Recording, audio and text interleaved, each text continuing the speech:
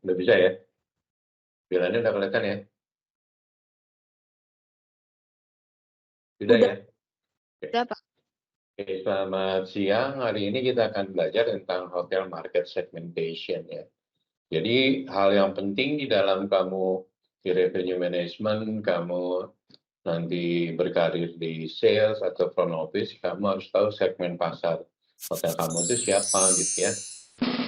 Ya, jadi dari masang berbagai tipe klien kamu, dengan metode bookingnya, dengan jenis bisnisnya, itu akan terbagi dalam yang namanya segmen pasar ya. Nah, segmen pasar ini kegunaannya adalah untuk kita bisa tahu pola bookingnya seperti apa kalau corporate itu, terus kalau orang yang transient atau FIT itu pola travelingnya berapa lama bookingnya gitu dan sebagainya. Nah, dengan kamu udah tahu kebiasaan-kebiasaannya, jadi nanti memudahkan kamu untuk melakukan yang namanya forecasting ya, atau peramalan. Karena kamu udah tahu marketnya di Palembang itu rata-rata tamunya mungkin H-2 kalau mau bikin meeting gitu ya.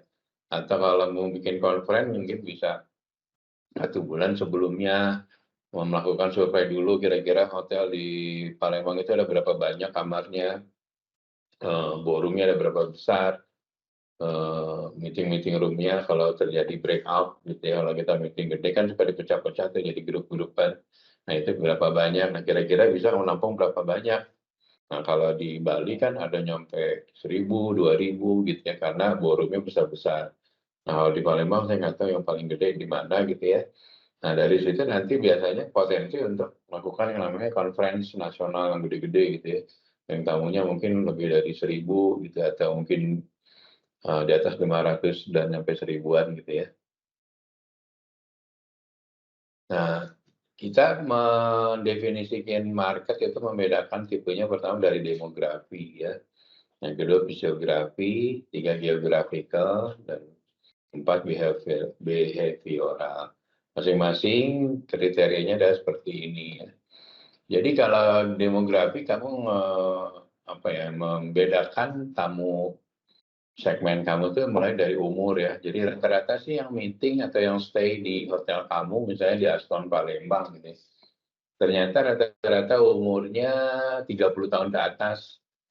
Kebanyakan male, karena mungkin pegawai negeri yang corporate lebih banyak male, terus dengan pendapatan gajinya atau mungkin apa sih namanya, per diem ya kalau istilah pemerintah itu, jadi dia jatah stay semalamnya berapa gitu untuk kamar, untuk expense lain-lainnya, untuk akomodasi lainnya gitu ya.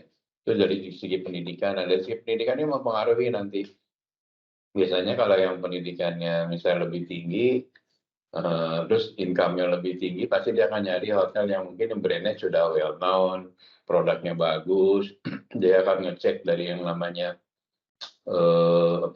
komen-komen di TripAdvisor atau di Google dan segala macam gitu ya. Baru dia milih kamarnya atau milih hotelnya. Tapi ada juga orang yang mungkin income-nya atau jatah dari perusahaannya nggak gede, dia akan nyari hotel yang variabel pertamanya dicari adalah murahnya dulu gitu, tapi bukan produknya atau brandnya dulu. Nah, sehingga kita bisa bedain dari situ ya.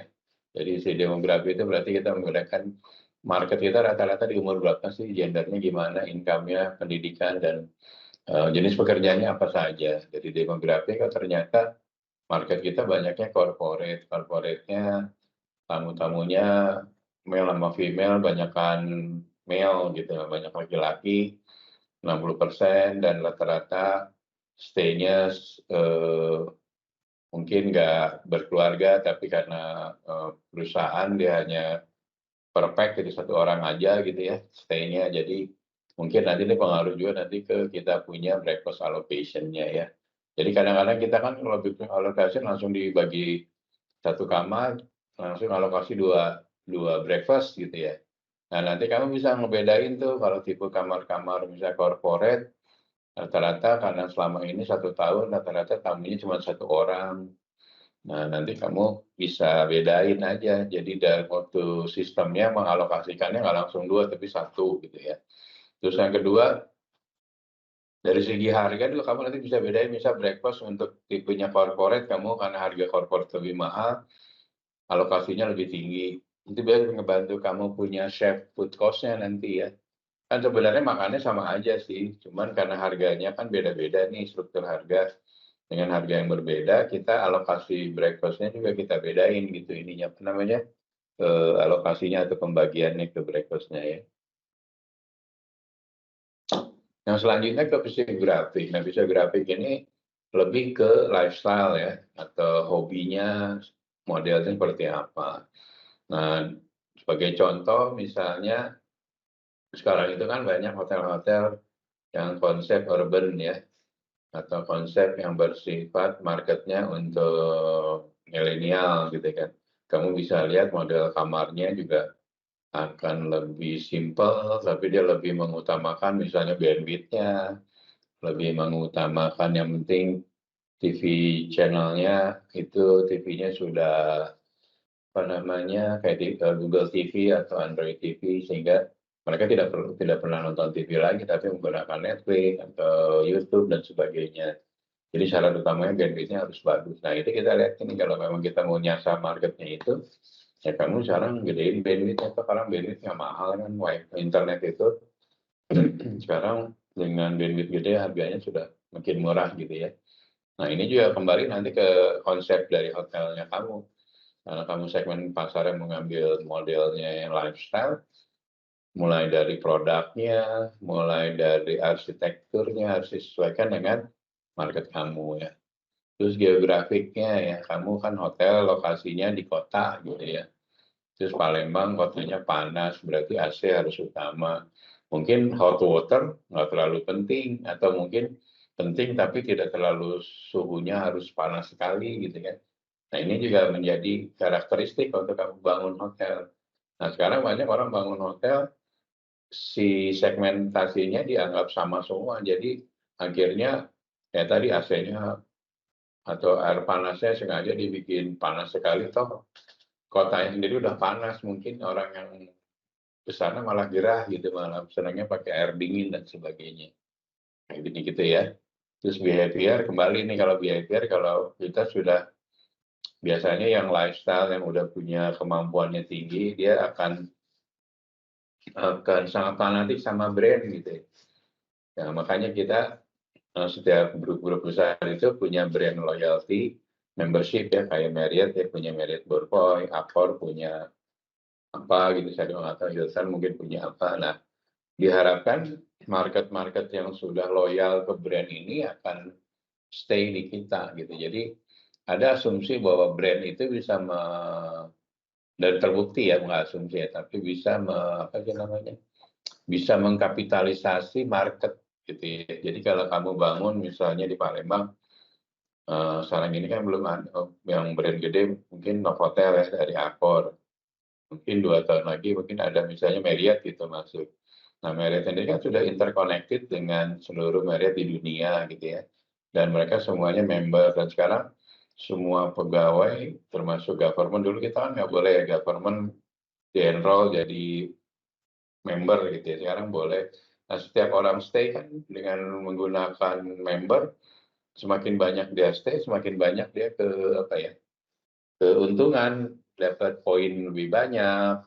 Yang kedua dia dapat melakukan apa, redemption. Redemption tuh kamu misalnya udah entitled dapat 1 kamar free, kamu bisa stay di Marriott seluruh dunia atau di Accor seluruh dunia atau di Hilton seluruh dunia.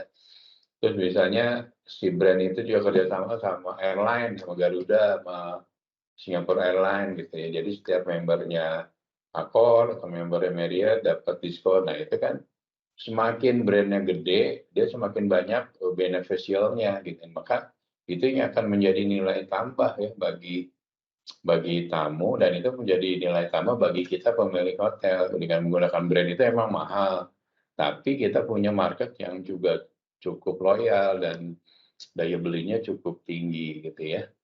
Sampai di sini ada yang mau nanya nggak Pak Lembang?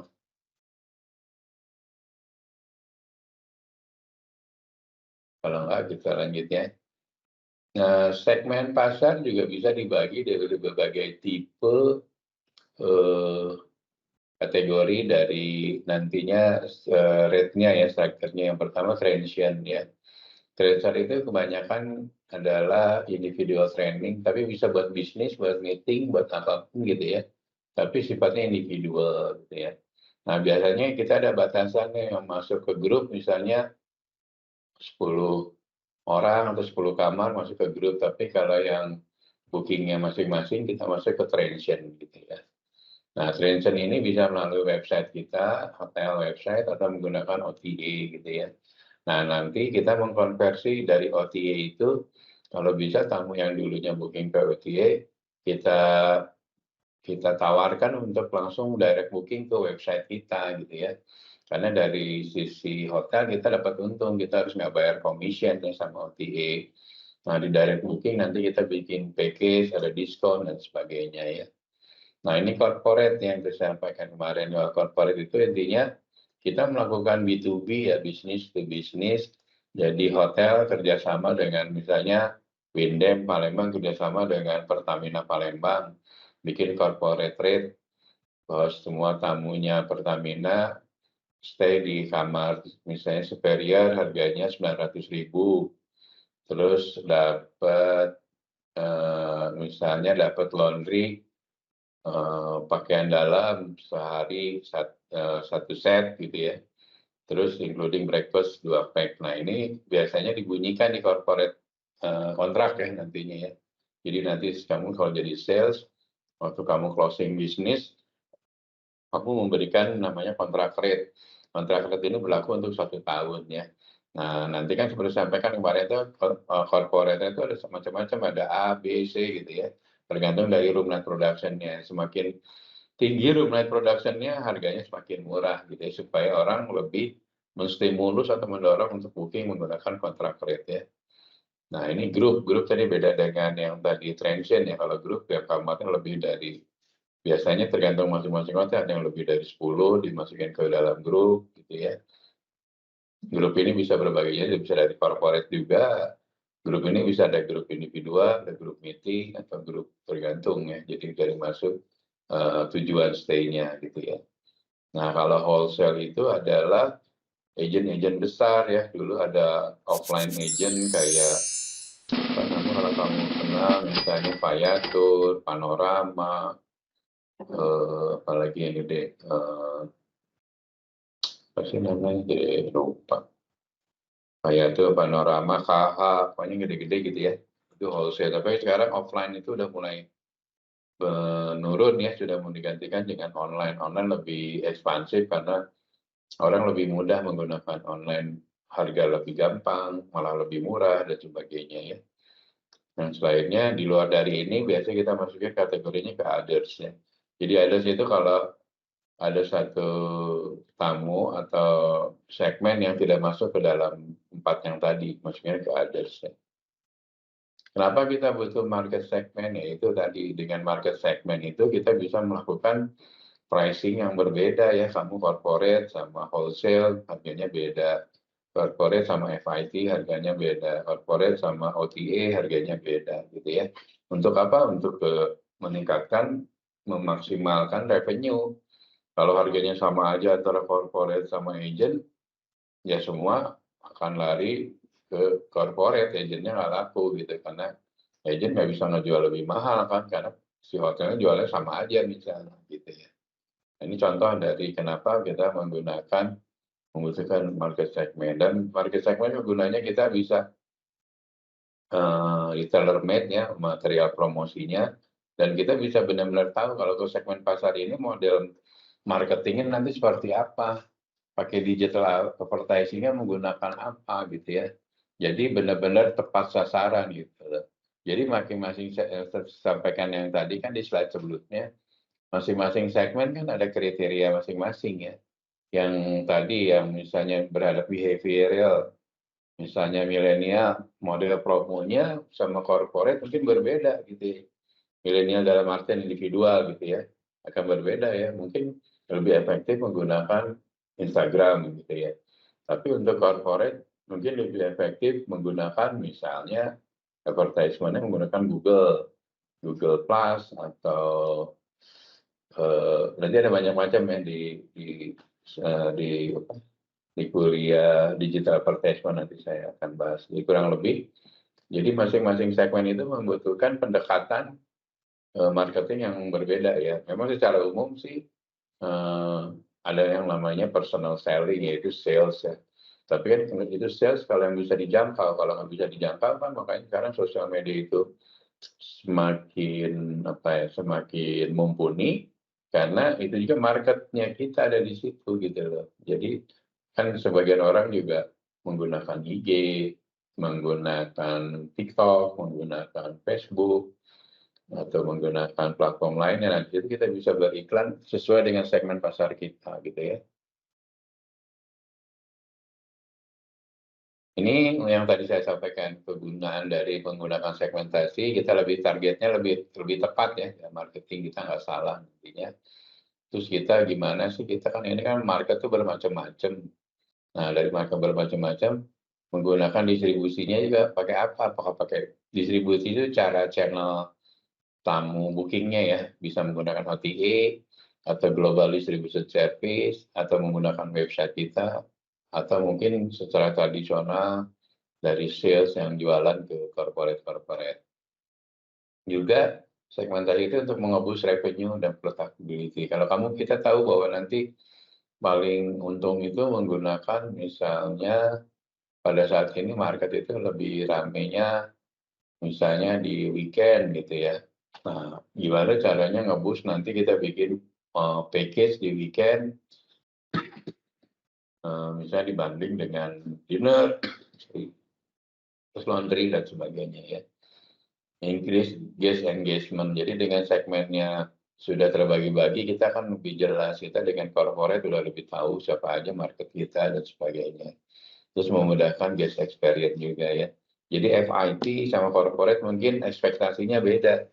Kalau yang apa namanya corporate, yang penting dia datang pagi, breakfastnya oke, waktu dia istirahat, AC dingin, air panasnya bagus, TV-nya, channelnya atau apa namanya sudah terhubung dengan Google TV atau Android TV gitu ya.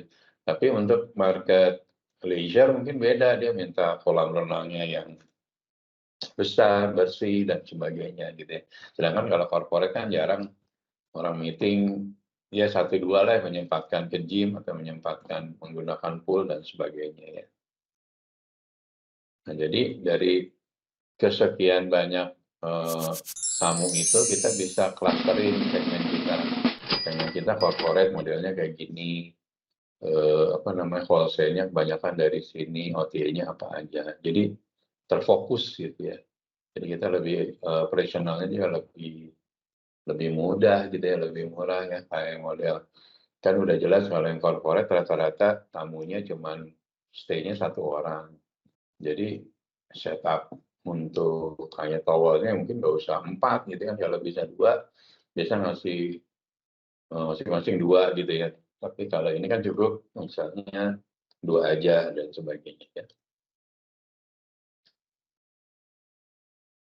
Nah ini summary-nya ya. Jadi tadi benefit market segmentasi yang sudah saya sampaikan, dan ini tinggal baca ya. Tadi sudah saya terangin ya.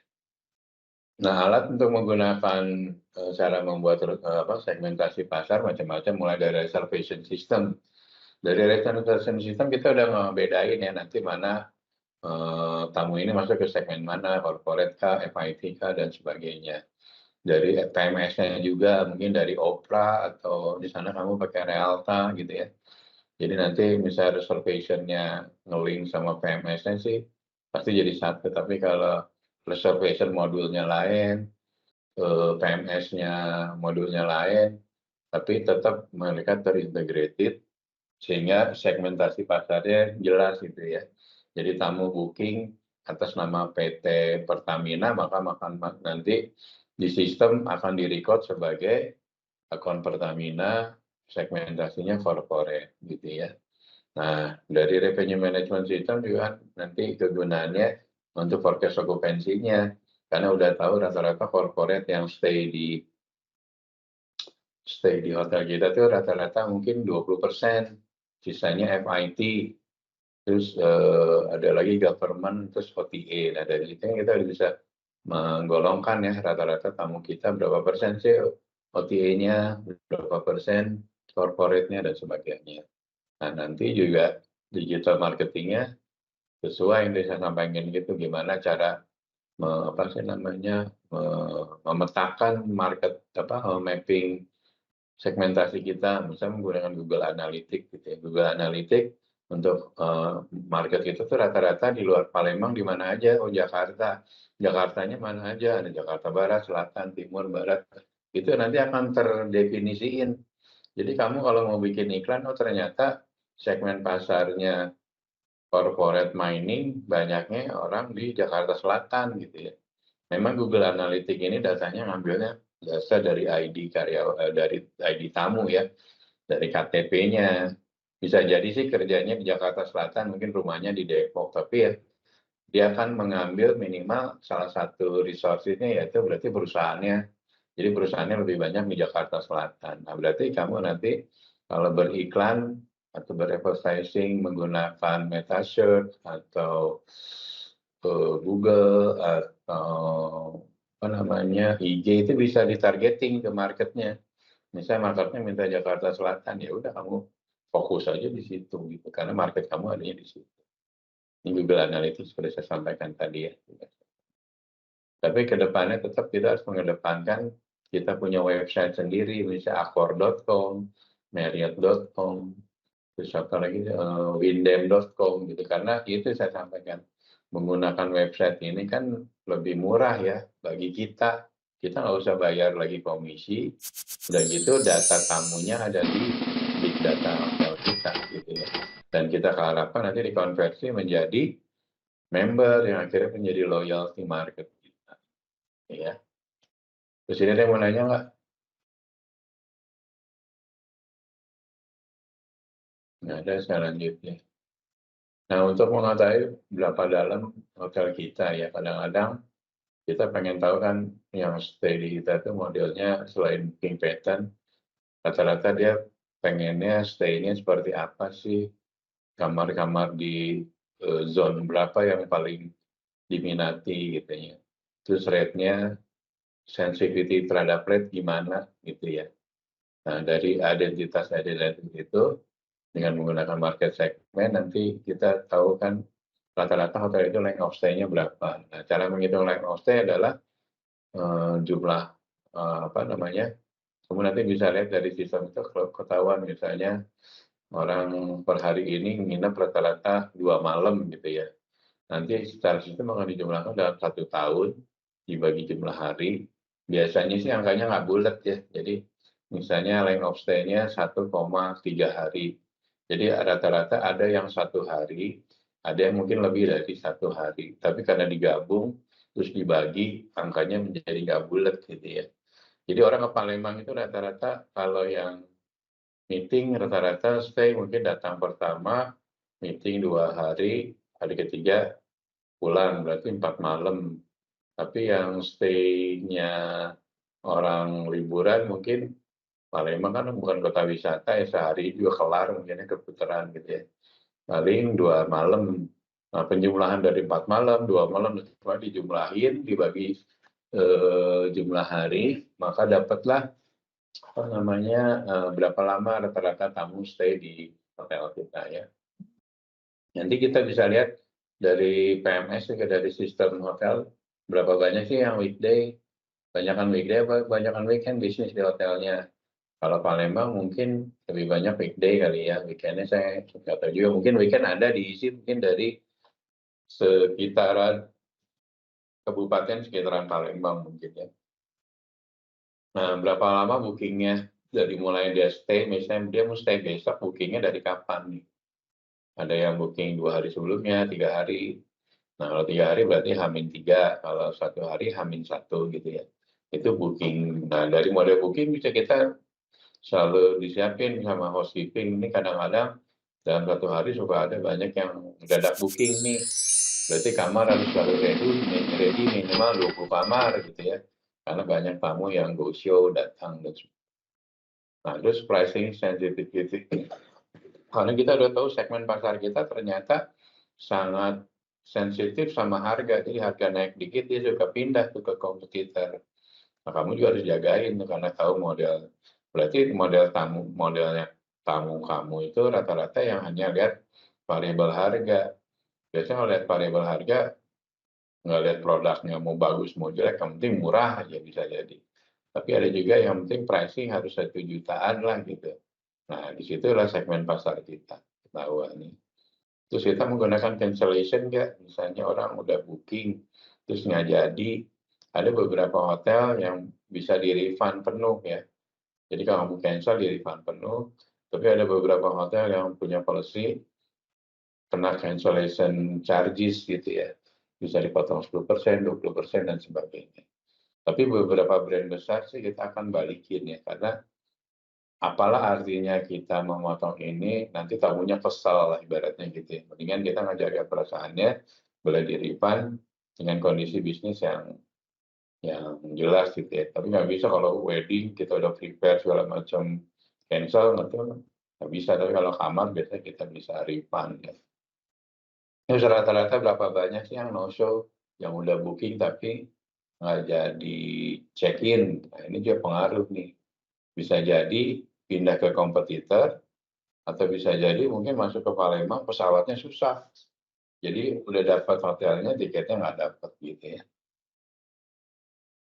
Nah, dari segmentasi itu nanti kita bisa tahu harga rata-rata per kamar untuk segmen corporate berapa, rekparnya berapa, terus untuk government berapa, untuk leisure berapa, dan sebagainya. Ya. Dan selanjutnya kita dari situ kan tamu menggunakan cara booking kan macam-macam nih. Ada yang walk-in, ada yang telepon langsung, ada yang masuk lewat website kita, ada yang menggunakan OTA, ada yang menggunakan global distribution, ada yang menggunakan meta search. Meta search itu kayak kita di Google kamu nyari hotel Palembang, akan muncul itu menggunakan meta search ya. Atau dari travel agent atau telepon langsung. Nah, ini adalah distribution channel, artinya bagaimana kamu cara bookingnya, ini metodenya ya. Nanti dari sini paling banyak apa sih, walk-in-nya kayak direct call-nya, brand website, dan sebagainya. Jadi nanti dari sini ketahuan segmen pasar mana banyak walk-in, segmen pasar mana yang banyak menggunakan booking dari website, yang pasti kan member ini main. Banyak mana yang menggunakan OTA, mungkin OTA banyak yang traveler yang sehari 2 hari ke Palembang karena dinas gitu ya, pasti pakai OTA gitu ya, sebagainya. Oke, sampai sini ada yang ditanya nggak? 6B. 6B ada yang ditanya? Kalau nggak ada, ini kuisnya ya buat minggu ini. Tolong di email nanti ke saya 1 minggu. Kamu menerangkan benefit dari market segment. Jadi udah saya kasih tahu ya, kegunaan dari segmentasi pasar itu apa bagi kamu orang hotel ya. Nanti kamu jawab berdasarkan kalimat kamu sendiri di email ke sini. Jangan lupa nama kampus, kelasnya, sama mata kuliah. Oke? Palembang di kopi.